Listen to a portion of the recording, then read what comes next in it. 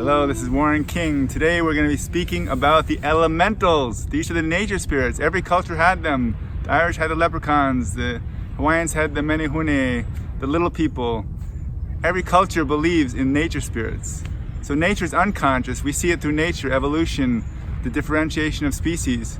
But for everything unconscious, there's something conscious. So every part of nature has consciousness too.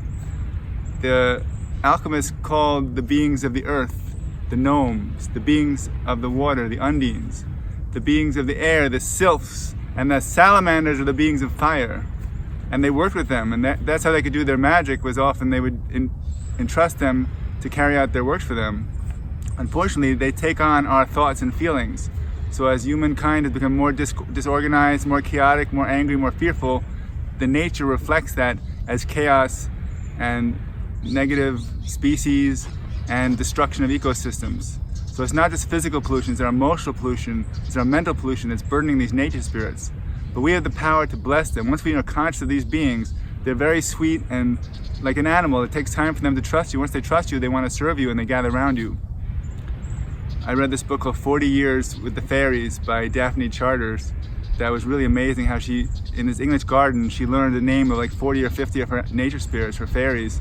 And she interacted with them, she interviewed them, she found out about their spiritual life.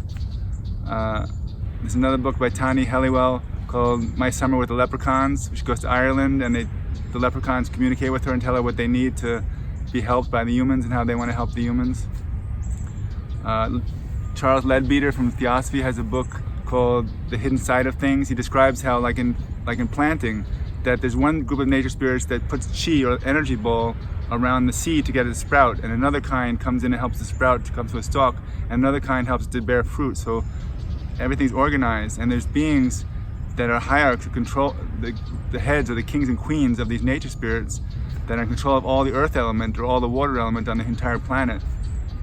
So I was able to communicate with many of my fairies, like Adeline, Peach, Roxanne, Kaylee. They told me their names, and as I worked with them and blessed them every morning, they would say that more and more from the neighborhood are coming to gather, and as I bless them and visualize light around them and send them on missions, and I would send them on missions to clear out the pollution, clear up the radiation, clear up the global warming, and help the farmers become organic. And they would come back and say, what's our next assignment? And I woke up one morning, and around my chaise lounge there was a perfect circle of mushrooms right around where my chair was. And I took that as a gift from the elementals. So take time to meditate on nature, not just the unconscious nature that we see in the natural world, but the beings that are growing and evolving. We're spiritual, we're beings of souls that are growing spiritually by going more and more spiritual.